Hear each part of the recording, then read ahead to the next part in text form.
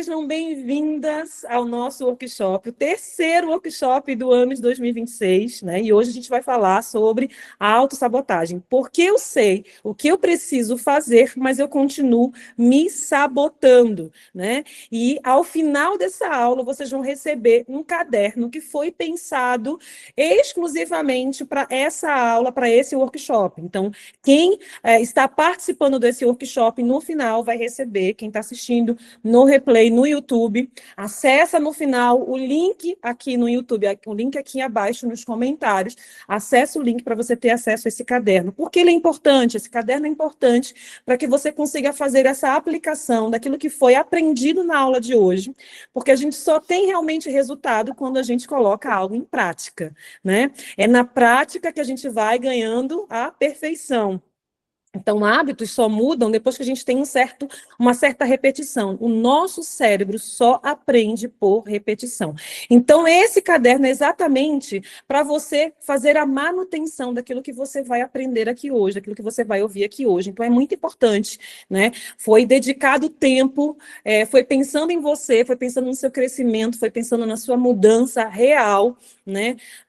Para que você consiga realmente destravar essa engrenagem, sair dessa repetição da autossabotagem, que esse caderno, esse material foi preparado para você, né? Com tempo, dedicação. Então, valorize, se aplique, se dedique, porque é um compromisso que você toma com você mesma, né? E a gente já vem falando ao longo desse ano, e eu vou repetir, né, nesse workshop de hoje, que o nosso cérebro, muitas vezes, é o nosso maior inimigo. A nossa mente é a nossa maior inimiga. Ou pode ser também, a nossa mente pode ser a nossa maior, né, parceira, mas isso vai depender de como eu me posiciono, de como eu assumo o controle, do quanto eu sou intencional. Então, Paulo, ele já dizia, Paulo também, né? Segundo ele escreve, Paulo também sofria de autossabotagem, né? E ele diz assim: aquilo que quero, isso não faço, mas aquilo que não quero, isso eu faço. Então, Paulo está falando claramente, né, que muitas vezes ele estava sendo sabotado pelos seus próprios pensamentos, pelas suas emoções, e os seus comportamentos não iam de acordo com aquilo que ele queria. As suas atitudes não iam de acordo com aquilo que ele planejava. E muitas vezes a gente planeja uma meta, a gente planeja um alvo, a gente começa pela motivação e não consegue dar continuidade, se sabota, né? E aí a gente vai começar abordando, né, aqui sobre a autossabotagem. Eu sei, esse é o tema de hoje. Eu sei o que eu preciso fazer, né? Mas eu continuo muitas vezes me sabotando. E a autossabotagem, ela é um padrão. O nosso cérebro trabalha por ciclos, né? O ciclo, eu vou resumir um ciclo do nosso cérebro. Pensamento geram emoções, e vocês vão me ver repetindo isso muitas vezes. Pensamentos geram emoções, e emoções geram comportamento. E o nosso cérebro repete isso, e ele cria vários padrões, várias conexões. Né? Então, eu uso muito esse exemplo, a mesma escada que serve para descer, ela também vai servir para subir. Se eu entendo o processo que o meu cérebro gerencia para entrar num processo depressivo, por exemplo, e eu entendo esse processo, quando eu percebo que o meu cérebro está repetindo esse processo, e eu corto o padrão, eu começo a fazer o caminho de volta, então eu aprendo a não entrar e não repetir processos que me levam à depressão.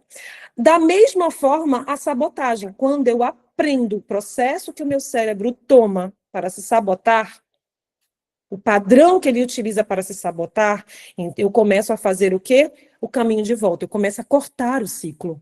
E eu começo a tomar as rédeas e ser o piloto da minha própria vida. E essa jornada começa dentro da nossa mente, a nossa mentalidade, né? Transformar pela renovação do nosso entendimento. Não é a gente dizer, eu nasci assim, eu cresci assim, vou morrer assim, Gabriela, né? Como se a gente não tivesse controle, como se a gente não tivesse opção, como se fôssemos reféns daquilo que vivemos, daquilo que aprendemos, de quem nos tornamos, e não é assim. Se um dia eu aprendi, eu também posso reaprender. Se um dia me feriu, eu também posso ressignificar. Eu posso viver, se eu tomar o controle disso e mudar a minha história, né? Eu posso, então, ter novos comportamentos, gerar novos hábitos, ter novos resultados. Então, a autossabotagem, ela também segue um padrão. Isso é ótimo, porque quando a gente entender o padrão, a gente começa a romper os ciclos, não é? Então, a autossabotagem é você começar a criar obstáculos para você mesma. Você mesma cria obstáculos, você mesmo se sabota. Não é uma sabotagem que vem de fora para dentro. É uma sabotagem que vem de dentro para fora. É uma autossabotagem. Eu mesma estou me sabotando. Então, se eu sei que se eu fizer determinada atitude, gerar determinado hábito, se eu sei que eu funciono melhor de dia do que de noite, se eu me conheço e eu sei que eu quero começar um novo hábito e eu não respeito o meu padrão mental, dificilmente eu vou conseguir dar continuidade àquilo, eu estou me auto-sabotando. Né? Vou usar como exemplo, por exemplo, eu mesma. Se eu sei, eu já descobri, esse é o meu padrão. Eu funciono melhor de manhã. Se eu acordar de manhã e fizer aquilo que é mais desafiador para mim de manhã, nas primeiras horas do dia, nas minhas primeiras horas de produtiva, eu der a minha maior intensidade para aquilo que é mais difícil para mim resolver, eu sei que eu vou obter resultados. Mas muitas vezes, por não querer, quando nós não queremos encarar aquilo que é difícil, o que a gente faz? A gente procrastina. A gente vai deixando para depois, não é assim? Ah, isso é muito difícil, vai demandar muito tempo, depois eu resolvo. Ai, acabou o dia, que pena, eu resolvo amanhã. Aí no dia seguinte a gente repete a mesma coisa, não é assim? E aí a gente vai procrastinando. Por quê? Porque a gente não quer encarar aquilo que é desafiador para a gente. É um obstáculo. Um obstáculo que muitas vezes ele não é real, ele é ilusório, ele foi criado pela minha cabeça. Eu criei aquele gigante. Olha como é que era a mente de Davi. Vocês sabem que sempre que eu trago um conteúdo para vocês aqui, eu trago sempre o conteúdo permeado com os princípios da palavra de Deus. Davi, ele era pequeno de estatura, certo? Davi, ele era o menor da casa do pai dele, correto? Gente, interajam aí, faz assim um joinha, né? Participe, senão vou me sentir aqui sozinha, isolada. Lembrem-se que eu digo sempre nos workshops. Isso aí, Fernanda, muito bem, obrigado. Eu sempre digo no workshop que o chat é um lugar de posicionamento, de fala de vocês. Né? Esse ambiente é o nosso ambiente de fala, de crescimento, é o nosso ambiente de empoderamento, é o nosso ambiente de troca. E ambiência, quem não assistiu à aula de posicionamento, vai lá depois no YouTube e assiste. Ambiência realmente é algo que gera impacto sobre nós. E essa aqui é a nossa ambiência, é nosso momento de fala. Né? Então, sempre que você tiver uma palavra, uma frase que foi significativa para você, ou se eu der pontos aqui, coloquem sempre no chat, porque se tiver alguém aí comendo mosca, você vai colocar, ela vai lá no chat, dá uma olhadinha e consegue recapitular. Né? E quem está assistindo aí no replay online, também coloca nos comentários os comentários de vocês, né? As falas que vocês consideram, as reflexões que vocês consideram importantes, porque esse é um espaço nosso de crescimento. Sempre que puder, né? Ou eu, alguém da equipe, vai estar entrando ali mesmo para responder os comentários de vocês. Então, às vezes a gente vai se sabotando e deixando para depois, só que isso vai virando uma bola de neve. Nem sempre é um pensamento real, normalmente é um pensamento ilusório, a gente cria, né, aquela dificuldade. E aí Davi, ele é um grande exemplo para nós disso, porque Davi era o menor da casa do pai dele, Davi era pequeno em estatura, e aí Davi faz o quê? Né? Uma das primeiras apresentações de Davi publicamente, ele tinha ido para quê? Ele tinha ido para cuidar dos irmãos dele. Ele tinha ido só para obedecer o pai dele. Ele não tinha ido para guerrear, ele não tinha ido para o campo de guerra, ele tinha ido para levar comida para os irmãos dele, que estavam na guerra, comerem. Quando ele chega ali, ele vê aquele cenário, todo mundo ali amedrontado, todo mundo, né, subjugado pela voz de um gigante, pela fala de um gigante, pela ameaça de um gigante. Davi diz assim: não, não é possível, gente, não tem ninguém. Ele começou a se incomodar com aquele cenário, porque aquilo não comportava na mente de Davi. Todo mundo olhava, mas tu não está vendo que ele é um gigante? Tu não está vendo que ele é grande? Tu não está vendo que ele é um guerreiro treinado? Que ele, né, ele já está preparado para a guerra? Mas isso não entrava na mente de Davi. Por quê? Porque Davi decidiu que ele não ia dar crédito àquela voz, que ele não ia dar crédito àquele pensamento coletivo. E o pensamento de Davi se concentrou na promessa de Deus que dizia que eles iam vencer aquela guerra, que Deus era com eles e que os adversários deles seriam subjugados. Então ele se ateve, ele deu credibilidade à promessa e não ao problema, não ao medo coletivo, não à ameaça que se fazia ao redor dele. Né? Ele foi lá e ele desafiou o gigante. Ele poderia dizer assim, mas eu não tenho armas poderosas, eu não sou um bom guerreiro, né? Ele foi com o que ele tinha. O gigante vinha contra ele todo armado, com espadas, lanças, né? Todo protegido, com as suas armaduras de guerra. Davi nem armadura tinha, porque a armadura era grande demais para ele, não comportava nele. E ele não se deixou vencer pelo medo, ele foi, se revestiu de autoridade na palavra de Deus, e ele disse para o gigante, tu vens contra mim com espadas e lanças, mas eu vou contra ti pelo nome do Senhor. E a autossabotagem, ela tem uma fonte. A autossabotagem, ela vem derivada dos pensamentos. A gente cria uma realidade. A gente acredita nessa realidade. E a gente se limita, muitas vezes, por causa dessa realidade que a gente cria. Então, a autossabotagem são obstáculos internos que nós criamos em nós mesmas, né, e que agem contra os nossos objetivos e que impedem e limitam o nosso crescimento, seja crescimento pessoal, seja crescimento profissional.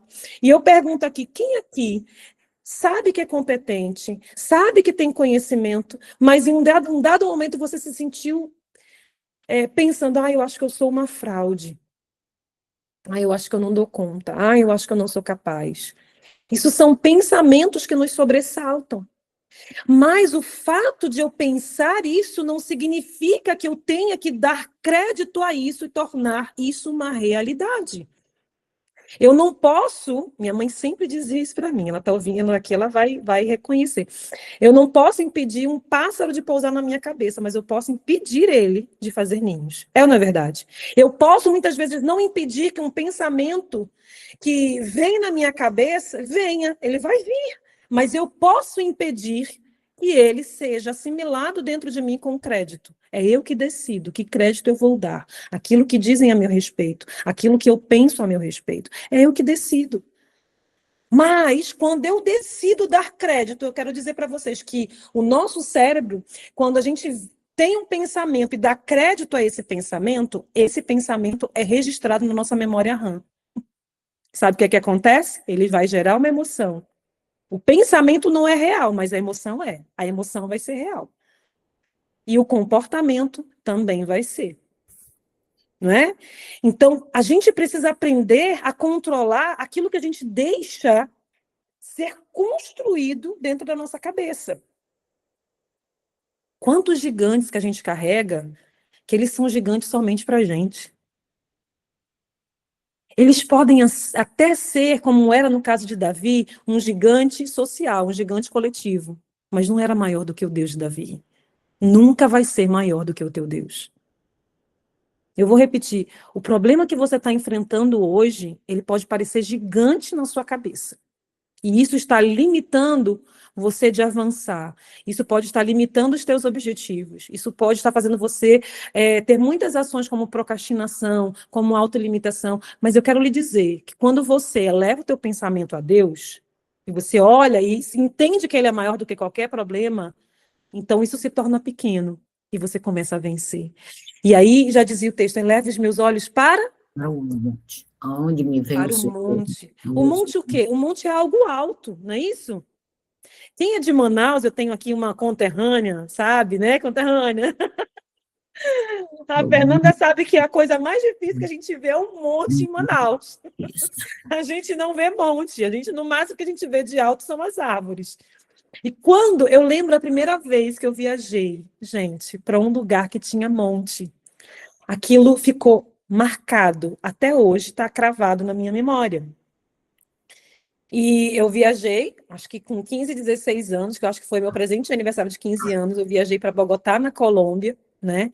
Porque eu fui para um congresso, eu queria muito ir para esse congresso, que era um congresso sobre igrejas em células, né? E aí eu fui para Bogotá, na Colômbia, eu tinha mais ou menos entre 15 e 16 anos, e aí quando a gente pousou ali, o aeroporto era rodeado de montanhas. E as montanhas com os picos branquinhos de neve, aquilo para mim foi um impacto estrondoso. Eu digo, gente, então isso aqui é montanha? Né? Agora eu entendi, eleva os meus olhos para o monte. É algo muito grande. Agora, aqui em Portugal, a gente já se acostumou, né? Porque está todo lugar praticamente que se olha, você vê uma montanha, pelo menos um monte alto você consegue ver, né? É, e aí eu entendi, eleva os meus olhos para o monte. O monte é algo alto. De onde vem o meu socorro? Meu Isso, socorro vem do do Senhor, que perfeito. fez os céus e a terra. Pronto, o problema grande se torna pequeno. E aí eu mudo a minha forma de pensar. E a autossabotagem, ela tem uma fonte, né? E a gente vai já falar sobre isso. Mas como que a autossabotagem se manifesta? Normalmente ela se manifesta em projetos não terminados, que você começa e não termina. Quem nunca? Acho que ninguém nunca aqui, né? Todo mundo terminou tudo que começou, né? Graças a Deus, louvado seja o nome do Senhor. O povo dizendo que não, né? Olha, tem gente até chorando, né? Projetos que você não consegue terminar. Decisões importantes que você está adiando. Ah, não, semana que vem eu vou tomar essa decisão. Ai, amanhã, hoje já acabou o dia, amanhã eu tomo essa decisão. Né? E aí você vai protelando. Duvidar da sua própria capacidade. Isso também é autossabotagem, tá, gente? Quando você não acredita na sua própria capacidade. E aí, eu quero lembrar nessa parte, fazer um adendo nessa parte, de um texto que eu acho que tem tudo a ver com essa questão de duvidar da própria capacidade, que está na parábola dos talentos. O que aconteceu na parábola dos talentos? O texto diz que cada um, a gente fica. Eu me fixava muito, quando mais jovem, com menos entendimento das coisas, eu disse assim: poxa, mas é meio injusto, por que ele deu 5 para um, 2 para outro e 1 para outro? Aí eu disse: tá, não vou pensar nessa injustiça, vou pensar no resto do contexto. Mas isso era sempre uma coisa que ficava ali martelando na minha cabeça e eu não tinha resposta. Não tinha resposta porque eu não li o texto direito, porque quem lê o texto direito encontra a resposta. E o texto dizia assim: um recebeu 5, o outro 2 e o outro 1. Cada um recebeu conforme a sua. Vamos lá, escrevam aí. Solta o áudio, diz aí. Sua. Todo mundo com vergonha. Sua capacidade. Não é? Capacidade, Isso. capacidade. Sua capacidade, né? Escrevi isso, nós escreveram aí no chat. Escreveram como interrogação, a capacidade? Exatamente, né? Cada um recebeu conforme a sua capacidade. O que tinha um não recebeu mais porque ele não tinha desenvolvido mais capacidade para receber mais. Tanto é que ele não tinha desenvolvido mais capacidades que ele não acreditava nem na capacidade que ele tinha. Porque ele recebeu o talento, o primeiro sentimento dele foi o quê? Medo. Por que ele não multiplicou aquele talento? Porque ele teve medo. Não é? Ele não acreditava na própria capacidade dele. Quando eu não acredito na minha própria capacidade, eu tenho dificuldade de multiplicar. Mas quando eu entendo que Deus me capacitou, quando eu entendo que tem um propósito na minha vida, que se tem um propósito na minha vida, aquele que me chama me capacita, então, eu entendo que eu vou receber conforme a minha capacidade, à medida que eu for me desenvolvendo, à medida que eu for amadurecendo, à medida que eu for crescendo, à medida que eu for aprendendo, à medida que eu for me entregando, à medida que eu for me renunciando, à medida que eu for amadurecendo, a capacidade vai aumentando e Deus também vai entregando e eu também vou multiplicando. Ele não tinha essa autonomia. O que ele fez? Ele se auto-sabotou. Ele criou na mente dele uma justificativa. Qual foi o pensamento que ele criou? Não, porque eu sei que tu és um Deus zeloso, que colhes aonde não semeias. E aí ele encontrou uma justificativa para o cérebro dele. E ele baseou o cérebro dele nesse pensamento, e ele construiu, ele deu crédito a esse pensamento, ele deu crédito ao medo, e isso fez com que ele se paralisasse. Então, se você duvida da tua própria capacidade, eu quero lhe dizer que você está se auto-sabotando, porque fiel é aquele que nos chama, ele vai nos capacitar, amém? Repetir padrões negativos, se você continua sempre repetindo hábitos negativos, por exemplo, que mulher aqui ainda tem o paladar infantil? Ah, eu gosto de comer fast food. Eu amo fast food, né? Ah, eu preciso emagrecer, mas o paladar infantil continua ali gritando, né? Não tem. Eu lembro que, assim, chega uma época que a gente vai numa praça de alimentação e a gente fica procurando comida, né? Ai, não quero comer lanche, não quero comer lanche, quero comer comida, porque parece que lanche já não satisfaz mais. Mas vai levar um adolescente, uma criança no shopping, ele vai querer comer comida, gente? Não, ele vai escolher o quê? Ele vai escolher o McLanche feliz, né? Aquele que tem o BK com chapéuzinho fazendo propaganda aqui, né? Né? A mulherada falando, eu tenho quando eu estou na TPM. Gente, TPM a gente dá um desconto.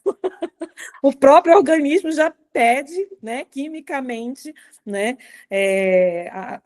alguns alimentos porque geram realmente alívio, né? Então, assim, repetir padrões negativos. Você sabe que não faz bem, você sabe que não agrega valor, mas você não consegue mudar. E você continua repetindo esses mesmos padrões negativos. Hoje eu estava falando, inclusive, num dos meus atendimentos, eu falei como exemplo, quando eu aceitei Jesus, e eu tinha muita dificuldade, eu falava muito sem pensar, muito, eu falava muito sem pensar. Quando eu dizia assim, mas quando eu pensei, eu já falei, a língua é mais rápida. E aí eu ouvia muito, principalmente, assim, dentro de casa, eu ouvia muito meus irmãos dizerem, mas não é tu que é crente? Porque eu aceitei Jesus primeiro, né?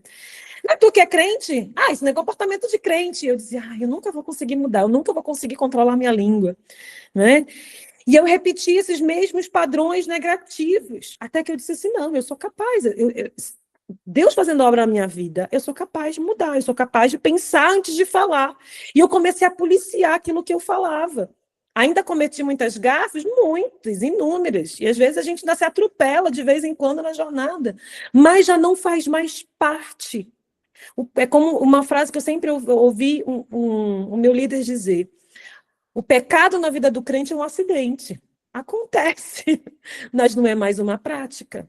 E a gente não pode viver mais repetindo padrões negativos, padrões que a gente sabe que não vão nos levar para o próximo nível e a gente continua insistindo neles. Isso é autossabotagem. Outra forma que a autossabotagem também se manifesta, a autodestruição emocional, a autodestruição relacional, não é? Quando a gente começa a autodestruição de comportamento, né? Quando a gente começa a trabalhar contra os nossos relacionamentos, a trabalhar contra o nosso casamento, a trabalhar contra os nossos filhos. Hoje nós somos gerados numa geração, e anotem isso, hoje é comprovado que 1 a cada 2 pessoas sofre ou vai sofrer de transtorno emocional. É grave isso, né, gente? E essa pesquisa foi feita antes da pandemia, e a pandemia agravou esse cenário. E apenas, considera-se que apenas 1% desse percentual, 1%, vai procurar ajuda. Imagine daqui a alguns anos o nível de enfermidade, de desequilíbrio emocional que nós vamos ter que processar, que vamos ter que lidar. Ou seja, se vocês estão aqui, vocês já estão fora dessa cota desse 1%. Na verdade, vocês estão dentro desse 1%, né? Que procura ajuda, que procura se desenvolver, que você procura crescer, que você procura aprender. Quem está assistindo essa repetição no YouTube, você está dentro do 1% que está procurando ajuda, porque você está comprometido com você mesmo. Então, a realidade é que a gente vive numa geração de muito criticismo. Nós somos ensinados a viver na base da crítica. Não é verdade? A sobreviver em ambientes tóxicos à base da crítica, a criticar as pessoas e julgar as pessoas o tempo inteiro. A gente vive numa geração de criticismo, aonde o criticismo gera o quê? A comparação. A gente vive se comparando. Não é verdade? Isso é autodestruição, porque muitas vezes a gente está ali, dentro do relacionamento, em vez de a gente perceber aquilo que o outro faz, que agrega valor, a gente está sempre focado em perceber aquilo que desagrega, aquilo que me desagrada, aquilo que eu não gosto. A gente está sempre focado em criticar os nossos filhos, em confrontar. Você errou, você fez isso, você aquilo. Mas muitas vezes a gente esquece de ver o esforço de mudança que muitas vezes eles têm, o esforço de ajudar, o esforço de fazer diferente. A gente não valoriza, a gente só valoriza o erro. A gente treina a nossa mente para filtrar aquilo que é negativo. A sociedade caminha assim. Por isso que a sociedade hoje está nesse patamar de que a cada uma pessoa, a cada 2 pessoas, uma vai ter ou vai desenvolver transtorno emocional. Por quê? Porque essa é a realidade que a gente vive. Nós treinamos o nosso cérebro para mentir para nós, para nos enganar, para ver defeito, para julgar, para criticar. A gente não consegue ver mais nada de bom. Quando está cansado do relacionamento, a gente só vê defeito. Chega na igreja, só vê defeito. Vai no trabalho, só vê defeito. A gente só vê defeito em tudo. Por isso que hoje se fala muito, você vê muitas postagens falando sobre o poder da gratidão.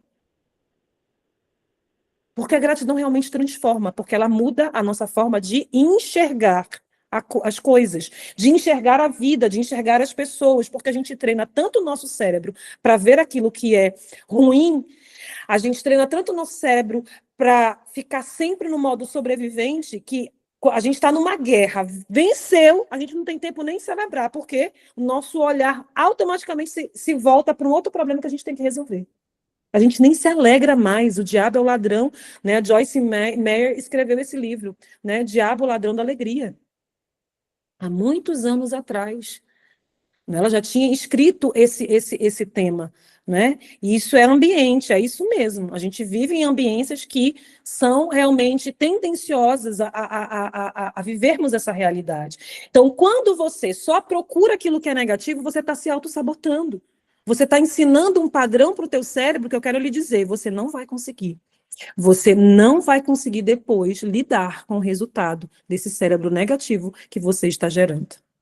Porque gera frustração quando você não termina os seus projetos, quando você duvida da sua capacidade, quando você adia suas decisões, né? Quando você tem esses padrões de autodestruição e quando você repete seus padrões negativos, o que acontece? Você se sente frustrada. É ou não é verdade? Você se sente culpada. A tua autoestima e a tua autoconfiança caem. Não é? Ah, porque eu não consegui fazer, eu não consegui resolver esse projeto, eu não consegui levar isso adiante, porque eu desisti, porque eu procrastinei, porque eu não sou capaz. E a autoestima vai, ó. E ao invés de você progredir, você vai sempre regredindo, né? E a autossabotagem, ela tem esse padrão de fazer exatamente isso, lutar contra você. Fazer você repetir hábitos, né, que preguem contra quem você realmente é. E isso são mentiras que você deixou crescer dentro da tua mente. O diabo é o pai da mentira. O diabo ele veio para roubar, matar e destruir. Mas Deus veio para que tenhamos vida e tenhamos vida em abundância. Então não tem como eu falar sobre você, mulher, entrar na tua essência, parar de se sabotar e resgatar realmente a tua feminilidade, a tua autoridade como mulher para construir, para edificar, para mudar ambiências, para edificar lugares, para trazer uma ambiência de nobreza, de prazer, de provisão. Se eu não falar do Deus da provisão, porque a gente vive num mundo que jaz do maligno. E o mundo sempre vai apregoar essa realidade de autodestruição, de sabotagem. O diabo sempre vai tentar roubar, matar, destruir. Roubar os teus sonhos, tuas forças, tua energia. Destruir tuas perspectivas, teus projetos, tua família, tua conquista, teus negócios. Mas Deus veio para trazer vida. E veio para trazer vida não de qualquer forma, mas de forma abundante. E você vai receber de forma abundante. Mas mulheres, nós não podemos também nos convencermos de sermos só um recipiente. Que a gente se enche, se enche, se enche, se enche e não transborda nunca. Porque esse não é o objetivo. Deus nos faz, Deus derrama sobre nós a medida transbordante, abundante, para quê? Para que comece, né, a mudar a ambiência, para começar a alcançar outras pessoas. O que você está aprendendo aqui, mulheres, eu não me importo de você copiar, não. Vai lá no YouTube, depois assiste o replay, copia e, sabe, reutiliza, melhora, incrementa, não me importo, sabe por quê? Porque o importante é que a mensagem seja apregoada. Pega esse material, depois que você receber, não me importo, gente, eu nem faço questão de direitos autorais, nós estamos aqui para gerar mulheres, para edificarmos umas às outras, e se você está vendo que alguém precisa, você está recebendo, mas você não transborda, tem alguma coisa errada, ou o teu vaso está rachado e a unção está se perdendo, ou esse vaso vai se romper, que nem uma represa que vai ali, se ela recebe em alta demanda, e ela não começa a escoar, a gente está vendo aqui as represas aqui de Portugal que está acontecendo, eles estão tendo que escoar uma quantidade imensa de água. Por quê? Porque senão elas vão se romper, porque elas não suportam. Então, Deus está derramando sobre nós a abundância, mas a gente tem que aprender a transbordar. Isso é multiplicar. Isso é multiplicar. É quando a capacidade, eu aprendi algo hoje, aprendi hoje sobre a autossabotagem. Amanhã, faz o exercício, semana que vem vai lá e transborda na vida de alguém. Eu aprendi sobre ambiência, sobre posicionamento, vai lá amanhã e transborda na vida de alguém. Vamos fazer a diferença, a gente precisa criar um exército de mulheres curadas, porque mulheres curadas, elas não curam só, elas curam, elas criam ambientes curados, elas criam ambiências curadas, elas trazem cura para a casa delas, elas trazem cura nos lugares onde elas vão. Então, nós, mulheres, temos a responsabilidade de mudarmos essa pesquisa, de que para cada 2 pessoas, uma vai ter transtorno. Nós temos o poder de mudar essa ambiência. Cadê o nosso posicionamento dentro das redes sociais? O que é que você está falando? O que é que você está dizendo? O que é que você está apregoando? O que você está transmitindo? Então, receba e transborde. Né? A medida recalcada, a medida sacudida. Sabe o que é a medida recalcada? Quando você pega ali, né? E vai no limite, né? Aí você pega e sacode ali. Quem já colocou ali arroz, farinha num pote? Aí colocou ali na medida, ficou certinho. Aí você bateu o pote, desceu mais um pouquinho, não foi?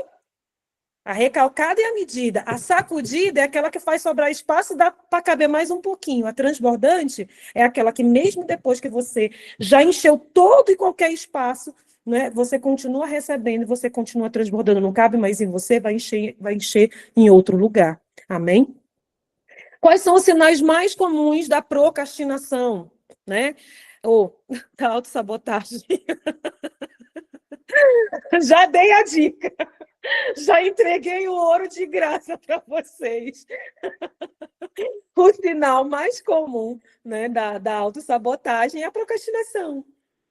Você procrastina por quê? Porque é desafiador para você, porque te gera incômodo, porque te gera medo. Você, de alguma forma, internalizou, você deu crédito a algum pensamento, internalizou aquilo como algo desafiador e algo difícil para você. Outro sinal, também muito comum, mas a gente não associa a autossabotagem, sabe o que é? Perfeccionismo. E a gente, às vezes, diz assim, ai, porque falo do perfeccionismo como se fosse um luxo, né? Sou perfeccionista. É legal você ser perfeccionista até um certo nível. Depois que começa a paralisar o teu ambiente, te paralisar, gente, tem alguma coisa errada. Eu lembro que eu era extremamente organizada, perfeccionista. E aí eu tive meu primeiro filho, né? E aí ele com 1 ano de idade, a gente chegou da igreja. Olha o nível, gente, como a gente adoece as pessoas sem perceber, né? Ele chegou da igreja, 1 ano de idade. Ele ficou minutos à porta arrumando o sapatinho dele para ficar bem certinho. Quando eu olhei aquela cena, eu disse: "Oh, gente, eu estou adoecendo a minha família.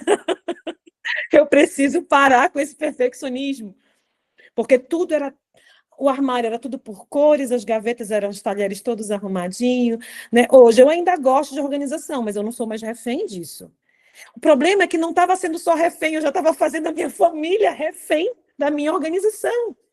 Eu lembro que os jovens da igreja, a gente sempre teve a casa muito movimentada, os jovens da igreja iam na nossa casa, terminava qualquer reunião, todo mundo ia fazer o limpa, todo mundo, ai, porque senão, ai, a pastora não sei o quê, e todo mundo, sabe, era aquela ambiência que todo mundo queria estar lá, mas na hora que terminasse tinha que fazer um limpa, porque senão, e eu disse, não, gente, que isso não é ambiência, isso está errado.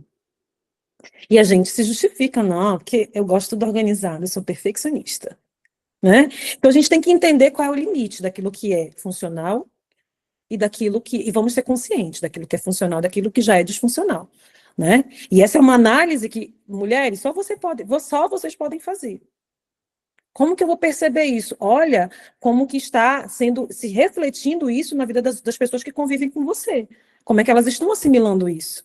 É um ensinamento ou elas estão se sentindo sufocadas? Estão adoecendo, né? A autocrítica também é uma autossabotagem. Pessoas que vivem se autocriticando. Elas estão sempre se pulindo.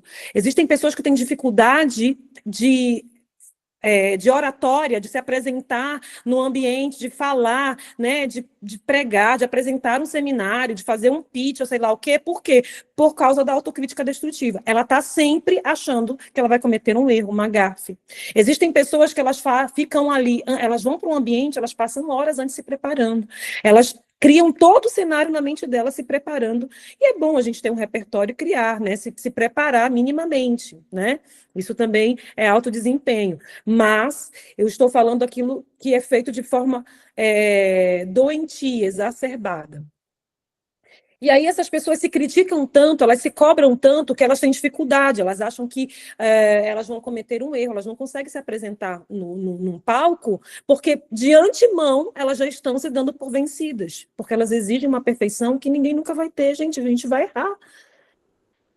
A gente vai cometer falhas, errou, brinca, tira uma brincadeira, opa, que nem eu fiz aqui ainda há pouco, né?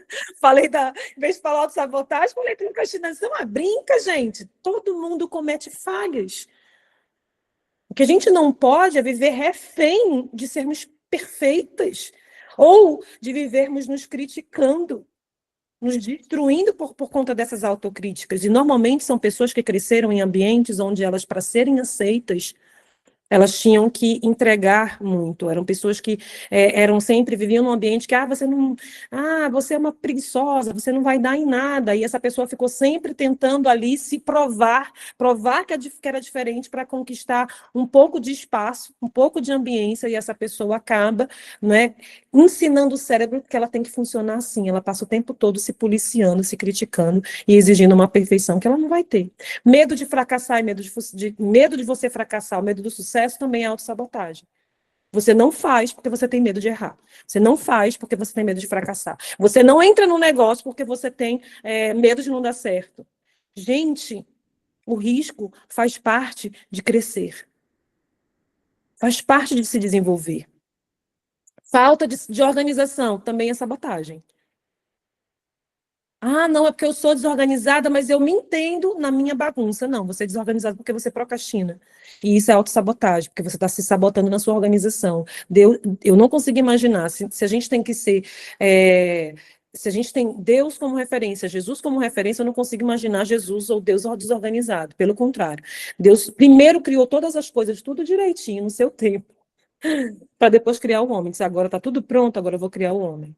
Né? Então, a gente não pode se justificar na nossa desorganização. Se a sua casa é desorganizada, se a sua vida é desorganizada, é porque a sua alma, suas emoções são desorganizadas. Pronto, falei, é verdade.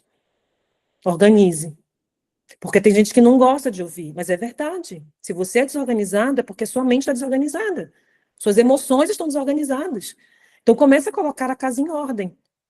Comece de dentro para fora.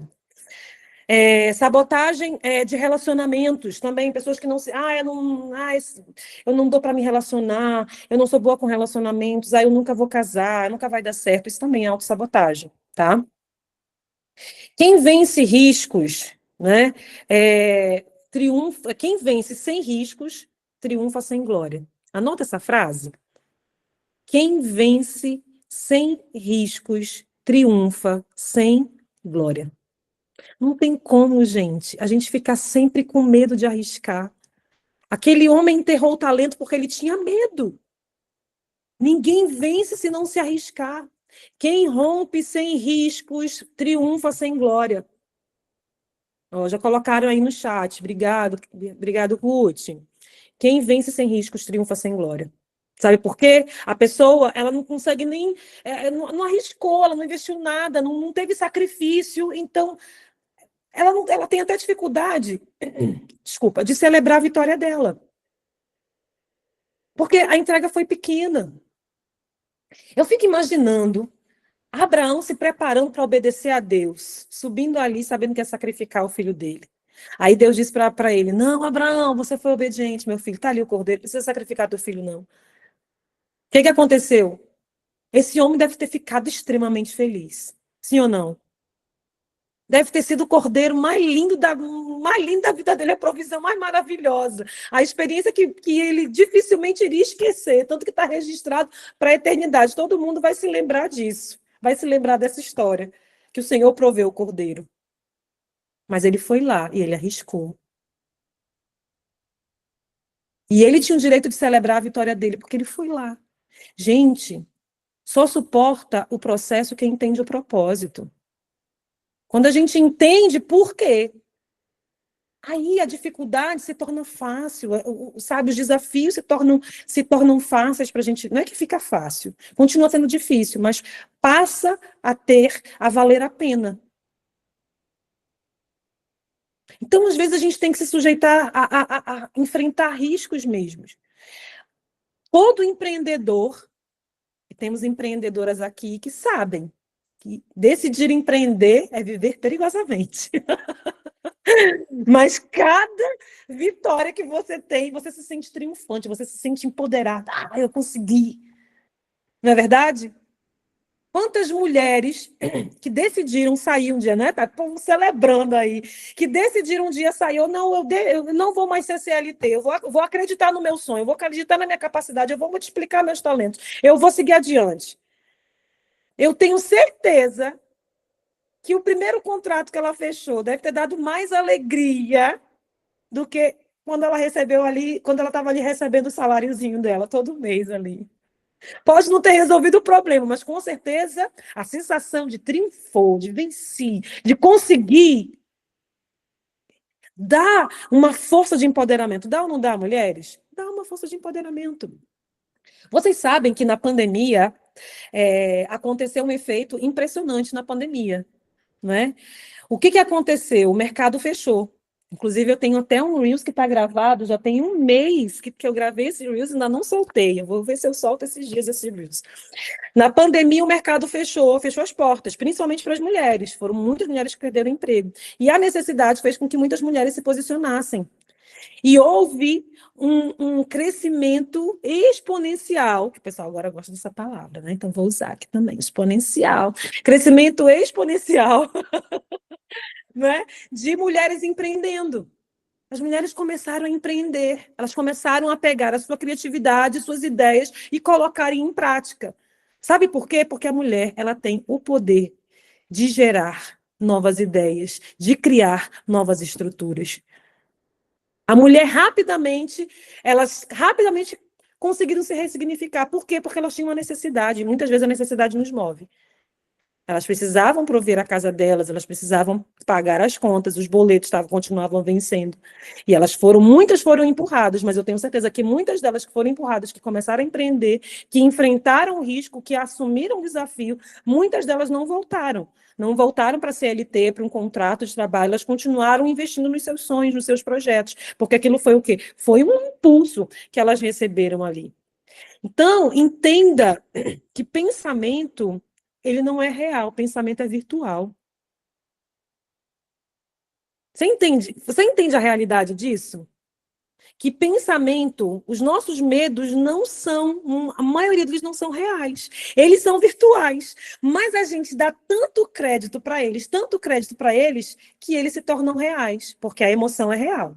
Eu não posso dizer que eu não estou me sentindo ansiosa. Eu não posso dizer que eu não estou me sentindo sobrecarregada, que eu não estou me sentindo cansada. Eu não posso dizer que meu coração não está palpitando, não é? A emoção, ela é real, mas o pensamento não é. O pensamento só se torna real quando eu dou crédito a ele, quando eu repito ele, quando eu rumino ele. E aí ele começa a ser registrado quando eu dou crédito, quando eu dou emoção para esse pensamento, quando eu dou valor para esse pensamento, daí eu assimilo esse pensamento com peso de importância, minha memória RAM vai lá, registra, e aí começa a ter impacto na minha vida.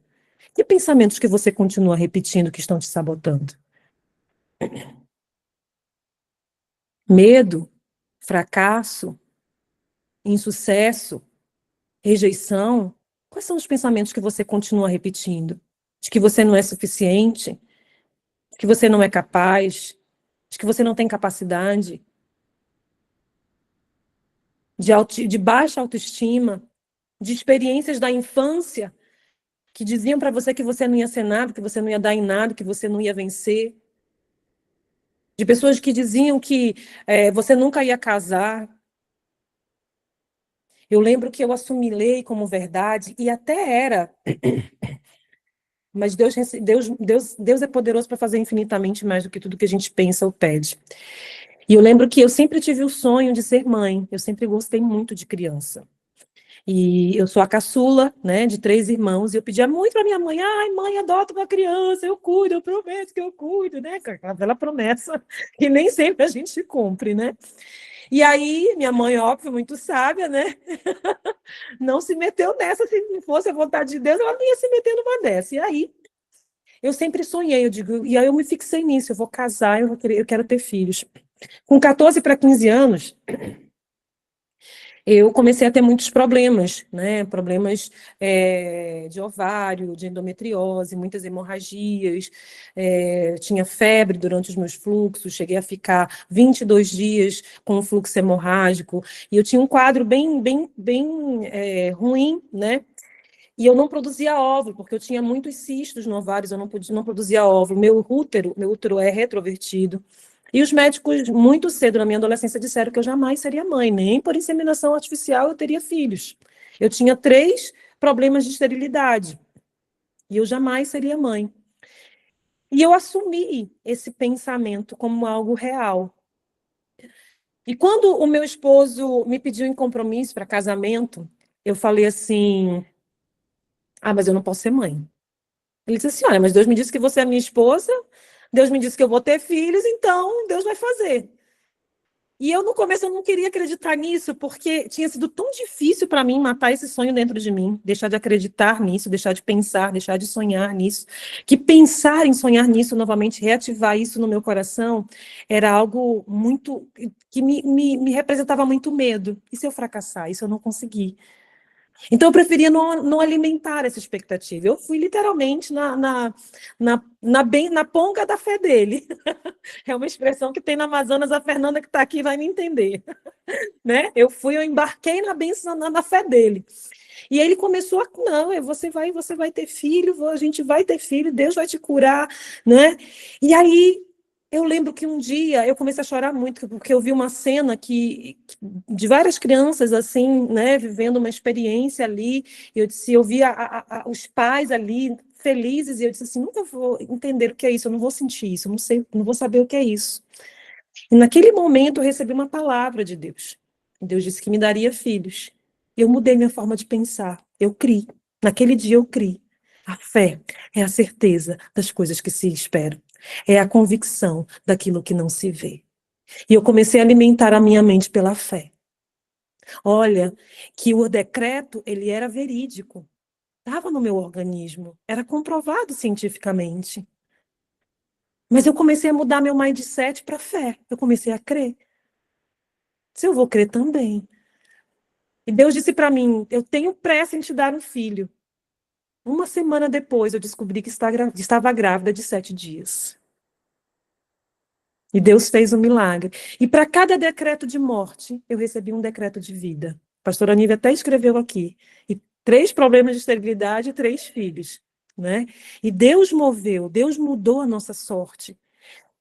Mas a gente precisa entender que, às vezes, a nossa fé se esmurece porque a nossa mentalidade se alimenta daquilo que é negativo e a gente se sabota, a gente sabota até a nossa fé, a gente sabota até a nossa promessa.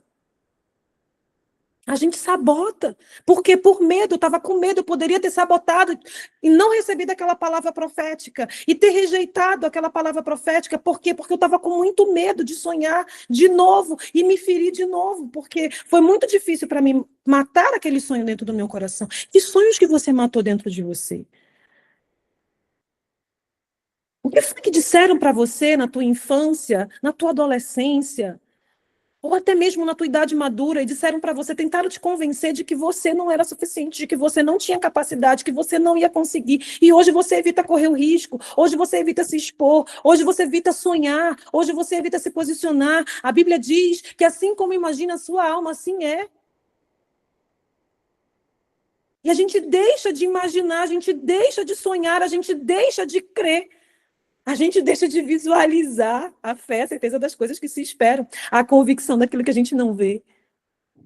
Mas quando eu começo a ver eu começo a ver com a minha mente, eu começo a idealizar com a minha mente, eu começo a gerar com a minha mente, eu vou alimentando a minha fé, até que se cumpra, até que se materialize.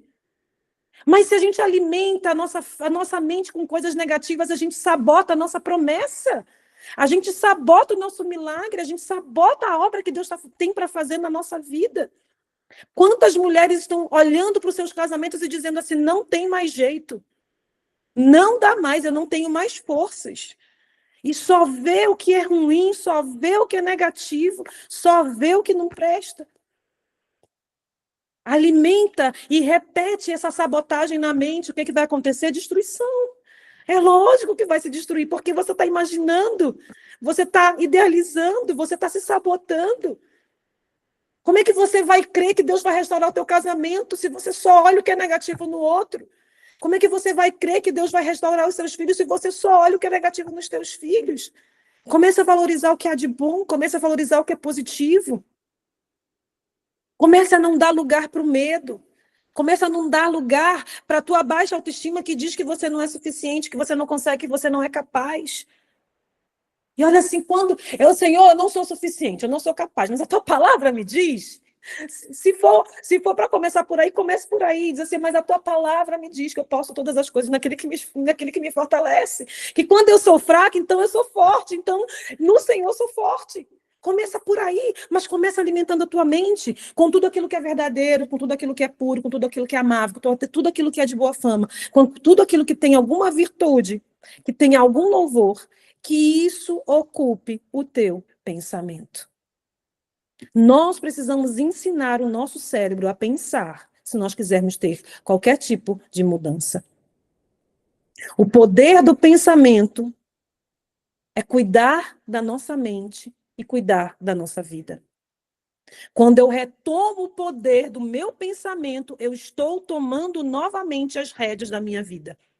Eu estou cuidando da minha história. Eu estou cuidando do meu propósito. Eu estou cuidando da minha família. Eu estou cuidando do meu negócio. Quando? Quando eu assumo o controle. Quando eu assumo o poder do meu pensamento. Enquanto você não tiver o controle do seu pensamento, enquanto você não tiver intencionalidade naquilo que você faz, você vai continuar se sabotando. Você vai continuar lançando projetos sem conseguir cumprir. Alguém levantou a mão? Pode falar. Se quiserem falar, só levantar a mão, pode falar. Então, como funciona o nosso eu?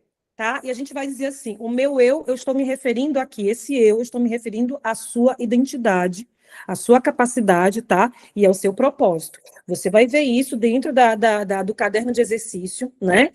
Falando sobre o eu, quando eu assumo, né? Quando o meu eu assume o controle, né? Estamos falando de quê? Não estou aqui tirando a autoridade do agir de Deus na nossa vida. Vocês estão entendendo? Eu estou me referindo à intencionalidade, você assumir o controle de você ser intencional, de você decidir, tá? O teu eu automático, ele repete, ele reage. Toda vez que tem um estímulo, você não consegue se controlar, você só reage. Se alguém pisa no teu calo, você vai lá, né? E reage. Você não pensa, você vai no instinto, né? Se alguém te provoca, você vai lá e reage. Existem três estruturas que a gente tem que analisar para saber se a comunicação se existe condições de uma comunicação ser construída, né? Eu trabalho isso muitas vezes em falas onde as pessoas têm problemas de se comunicar, né? Se você começa uma comunicação e você se explica, se justifica ou você se defende, você não está pronto para continuar a conversa. Você precisa fazer. Existe uma técnica chamada técnica AMA, que é usada pelo MA, a técnica MA, usada pelos japoneses, que eles fazem o quê? Quando eles percebem que estão se justificando, se explicando ou se defendendo, eles ativaram, né, a amígdala e eles não estão racionais, ou seja, foi liberado muito cortisol, o hormônio do estresse entra em ação e a pessoa já não pensa com a mesma clareza. A resposta pode ser instintiva, pode ser uma reação negativa que depois você se arrependa. Então, o que eles fazem? Em vez de continuar se comunicando com esse comportamento sobre o controle do sistema nervoso, em alto nível de estresse, eles se calam. Eles fazem um silêncio intencional. Às vezes eles permanecem no mesmo ambiente, quando é casal, eles permanecem no mesmo ambiente com a pessoa, mas eles evitam a confrontação com o olhar, a confrontação com palavras, mas eles ficam ali. Eles evitam distrações, mas eles ficam permitindo que aquele silêncio reconstrua, acalme, o sistema nervoso se acalme e reconstrua o vínculo da comunicação, porque também sair dali e dizer, não vão resolver isso nunca mais, aí coloca debaixo do tapete, no próximo atrito, tudo que estava debaixo do tapete, meu irmão, vai vir à tona para tentar se resolver, né? E aí a situação fica pior. Então, quando a gente está reagindo, significa que a gente está com o sistema nervoso ativo em alto índice de estresse, a gente precisa repensar. Então, o eu automático, ele reage assim. Ele reage com estresse, ele reage com alto nível de cortisol, não é? Ele reage, ele não tem o controle, não é intencional. O eu automático, né? Ele repete os mesmos padrões, os mesmos hábitos, por isso que a pessoa não consegue mudanças, a pessoa tem dificuldade de mudar a ambiência, a pessoa tem dificuldade de mudar de hábitos, ela tem dificuldade com tudo, ela não consegue, ela tem dificuldade de ser resiliente. Por quê? Porque ela está engessada. Ela está engessada por quê? Porque ela é controlada pelos pensamentos dela. Ela vive no eu automático, ela não é intencional. Vocês estão entendendo? Estão conseguindo acompanhar? Eu fiz o slide aqui, esqueci de apagar essa parte aqui do meio, tá? Na pressa, tá, gente? Porque a semana foi corrida, eu fiz, e hoje eu terminei aqui para trazer para vocês, e então, deletem essa parte do meio aqui. O eu intencional, como que o eu intencional trabalha? O eu intencional, ele escolhe como vai falar, ele escolhe como vai sentir, ele escolhe o que vai pensar, ele tem o controle, ele tem o controle do pensamento. Se ele tem o controle do pensamento, ele também tem o controle das emoções. Se ele tem o controle das emoções, ele também tem o controle do comportamento. Lembra do ciclo? Pensamento gera as emoções, emoções geram comportamentos. Então, você consegue, quem está no controle, consegue ressignificar.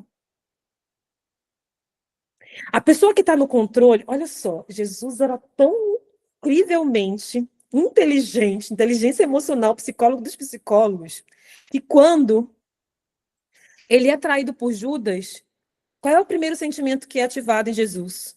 Não é de raiva por estar sendo traído, é por estar perdendo um amigo, não é? Não foi, o que falou mais alto não foi a dor da traição, porque a gente tem muita dificuldade. Gente, a dor da traição é muito difícil, é ou não é? É uma das dores mais difíceis de se ressignificar. Jesus, ele não se deixou levar pela dor da traição. Ele olhou para Judas e ele disse assim, amigo. Era mais significativo para Jesus perder um amigo do que a traição em si. E quando ele está ali, cumprindo a sua missão, ele olha para as pessoas ali, né, se degladiando, errando, aí ele diz assim, Senhor, perdoa, porque eles não sabem o que fazem. Cara, isso é ressignificação, gente. Isso é olhar para a dor e reestruturar a dor. Tem um livro que em nome de Jesus, esse ano sai. Já tem quase 10 anos que eu estou, toda vez que eu tenho uma experiência e eu ressignifico uma dor, eu vou escrever uma parte, ou Deus me ministra algo, ou para ministrar em algum lugar, eu escrevo um capítulo. E um dia eu disse assim, Deus me deu o primeiro título do livro. E aí um dia eu disse assim, eu vou ver quantos capítulos que eu já tenho desse livro. E eu fui lá nas minhas anotações e coloquei o título, porque eu sempre que eu escrevia um capítulo, eu colocava o título, né? A Dor que Transforma. E aí eu descobri que eu já tinha praticamente o livro pronto, só falta compilar e editar e lançar, né? A Dor que Transforma. O poder da gente aprender a significar, ressignificar a dor. A dor pode nos construir ou pode nos destruir. Vai depender da credibilidade que eu dou para a dor. Tem um ditado que diz assim: existem dois lobos, né? Qual é o lobo que vai vencer? O da esperança ou o do medo? Vai vencer aquele que você alimenta mais. Sempre vai vencer o que você mais alimenta.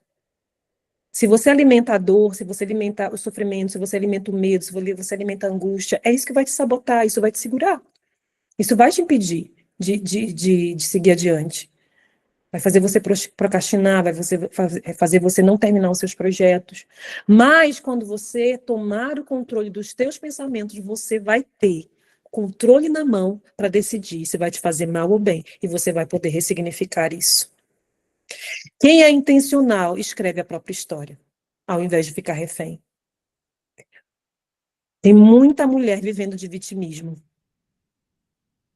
Mas nós estamos aqui entendendo que Deus nos deu a capacidade para vivermos não de vitimismo, mas para sermos protagonistas da nossa história. Amém? Mas como que eu vou ser protagonista? Treinando o meu cérebro. Treinando a minha mente. Como que eu reprogramo a minha mente? Vamos finalizar agora aqui. Não vou conseguir passar tudo. Como que nós vamos treinar a nossa mente? Identificando os padrões. Lembra que eu falei no começo que o cérebro repete padrões? Reflita sobre quais são os padrões que fazem você procrastinar. Quais são os padrões que fazem você se sabotar. Quais são esses padrões? Diante de tudo que a gente falou aqui, que padrões são esses? Tenta identificar. Identificou os padrões? Entenda qual é a origem, de onde esses padrões surgiram. A maioria das vezes, eles surgiram de cenários irreais. Eles surgiram de medos da tua infância, eles surgiram porque pessoas mais intencionadas, oportunistas, às vezes falaram, feriram você, falaram coisas que tentaram fazer com que você se desmerecesse, não é? Então, de onde que é a origem? Onde que é a origem? A Bíblia diz, fez a ferida e a curará, né? A gente tem que entender de onde que é a origem da dor. E quebrar, né? O processo não se resolve de uma hora para outra. A gente não vai conseguir vencer os obstáculos de uma hora para outra. Então, fracione.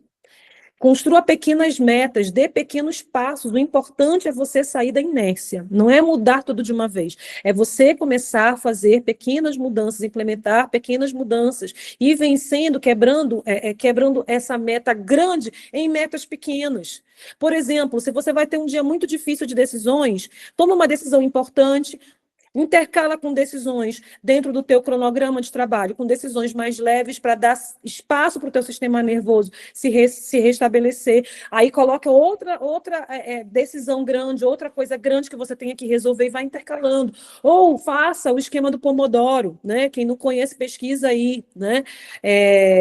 Que você vai lá dar um tempo para o seu cérebro se refazer, né? A autonomia, gente, vamos entender que a autonomia não é o permitir que a dor defina o meu destino. A autonomia é eu ter o controle sobre o meu destino, eu decidir através dos meus pensamentos, assim como imagina a minha alma, assim vai ser. Sobre tudo que eu preciso guardar o meu coração, porque dele procedem as fontes de vida. Como reprogramar? Continuando, reeducando os meus pensamentos. Tudo aquilo que é verdadeiro, tudo aquilo que é puro, tudo aquilo que é amável, tudo aquilo que é de boa fama, tudo aquilo que tem alguma virtude, algum louvor, que isso ocupe o meu pensamento. Treinar o meu eu intencional, ou seja, toda vez que o meu eu crítico entrar em jogo, que o meu eu automático entrar em jogo, eu vou observar qual foi o comportamento que eu fiz. Então, como é que eu posso mudar esse comportamento? O que eu posso fazer de diferente, não é? E aí eu tomo as rédeas da situação. né? Praticar o território social. O que que é isso? O que que é praticar o território social? É você... Quem já viu um vídeo que está bombando nas redes sociais? Tem 2 vídeos que estão bombando nas redes sociais, que é exatamente sobre preparar o território social, você preparar primeiro aqui na mente.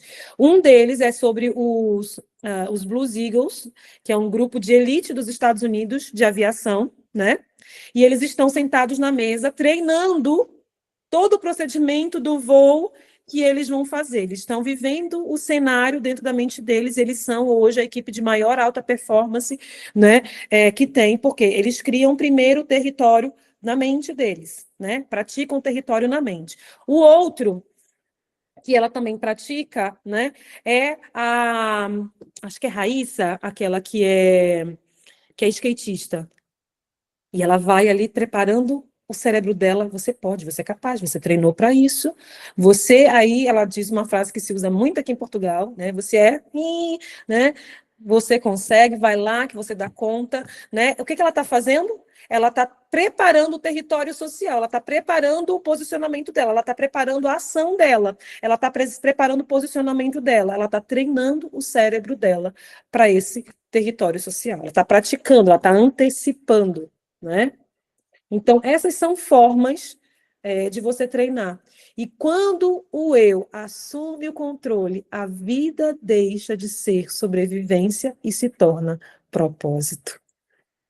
Amém? Então, vamos hoje entender que Deus, ele tem um propósito para as nossas vidas. E aquele que chama, ele também capacita. Ele distribui os dons e os talentos conforme a nossa capacidade. Você é capaz de vencer, você é capaz. Não dê lugar ao medo, não dê lugar à incredulidade, não dê lugar à insegurança, não dê lugar àquelas vozes negativas que você construiu como base e estrutura dentro da tua mente. Às vezes a gente precisa parar esses momentos, identificar a origem e renunciar a essa origem. Paulo diz, esquecendo-me das coisas que para trás ficam. Eu corro para o alvo. Qual é o teu alvo? Quando a gente tem clareza do nosso propósito, quando a gente tem clareza de qual é o nosso alvo, a gente esquece as coisas que tem que ficar para trás. A gente se desvencilha de tudo aquilo que é peso, porque não comporta mais, está nos segurando, está nos travando. Então, hoje, mulheres, existem muitas bagagens que vocês ainda carregam e que vocês não deveriam mais carregar. Só que eu não quero ficar aqui alimentando só a alma de vocês com motivacional, porque amanhã você pode já acordar desmotivado e se sabotar de novo. Eu quero lhe chamar para a responsabilidade. Eu não vou ficar aqui alimentando a tua alma. Vamos lá, mulheres, vamos chorar, vamos liberar cura, liberar perdão. Não, eu vou te chamar à responsabilidade, porque é assim que a gente muda, quando a gente se posiciona.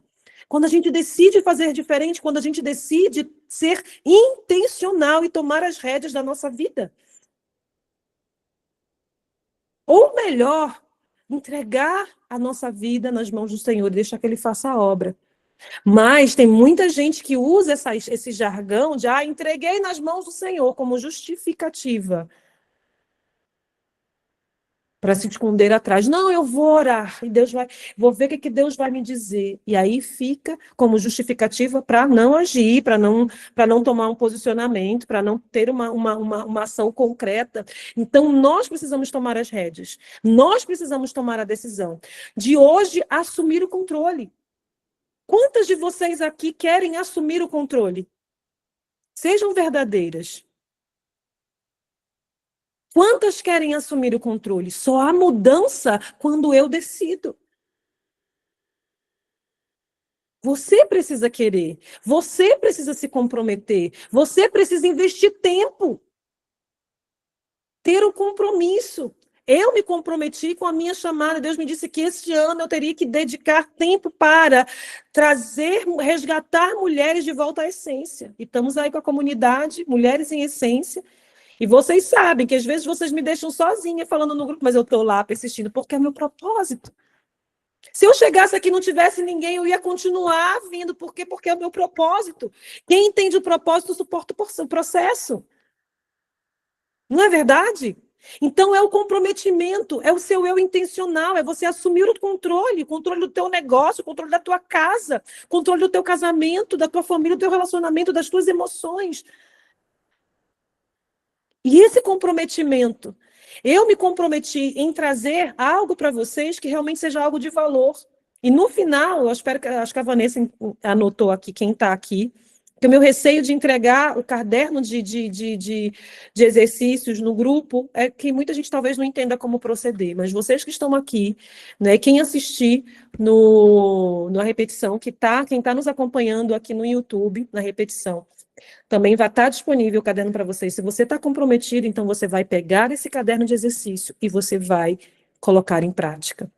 Você vai fazer cada exercício que está ali, cada análise, preencher bem certinho, bonitinho, viver cada fase do processo. Eu posso contar com vocês? Porque há um desprendimento de tempo, de preparação para fazer essa entrega. E tudo que eu peço de você é que você se comprometa com o seu resultado, que você se comprometa com a sua trajetória, que você se comprometa com a sua vida.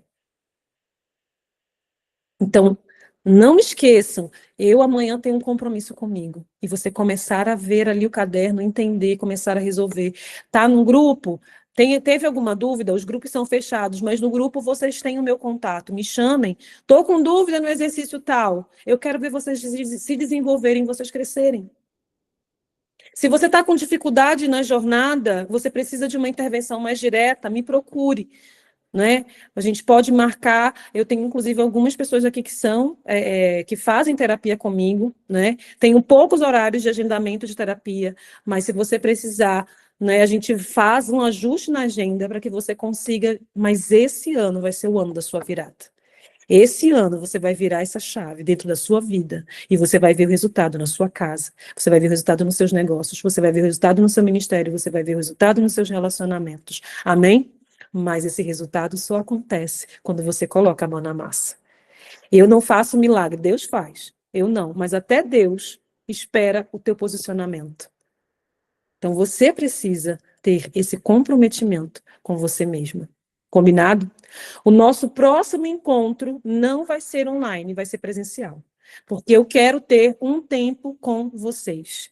Então, a gente vai ter um tempo presencial juntas. Combinado? Quem puder estar, vai estar. Quem não puder, né, a gente entende. A gente não vai ser o único que vai ter. Mas eu quero saber e eu quero ouvir o feedback de vocês. Eu quero sentir. A gente tem que viver essa ambiência. Inclusive, a gente vai ter encontros presenciais de ambiência, né? A gente vai fazer aula de pilates juntos, né? A gente vai experimentar algumas atividades juntas, né? A gente vai viver essa ambiência. Eu quero implementar, né, a nobreza no coração de vocês, resgatar sonhos no coração de vocês, novas perspectivas, né? Esse ano é o nosso ano. Combinado? Esse é o ano de resgatar a nossa essência, a feminilidade, os sonhos, a alegria. A gente vai transbordar. Combinado? Então, se você conhece alguma mulher que você gostaria que vivesse essa jornada junto com a gente, no grupo tem um link. Então, inclua as mulheres no link de um dos nossos grupos, tá? De um dos nossos grupos do workshop, para que elas estejam juntas, para que elas possam acompanhar, né? E aí a gente consiga realmente estar se organizando. Então, o próximo encontro eu vou estar dizendo dentro do grupo onde vai ser, como vai funcionar, para a gente estar juntas. Combinado? Mas eu e a Fernanda já temos novidade, né, Fê? Cadê a Fernanda? A gente tem novidades, tá, gente? Para vocês. A gente tem novidades para as mulheres aqui.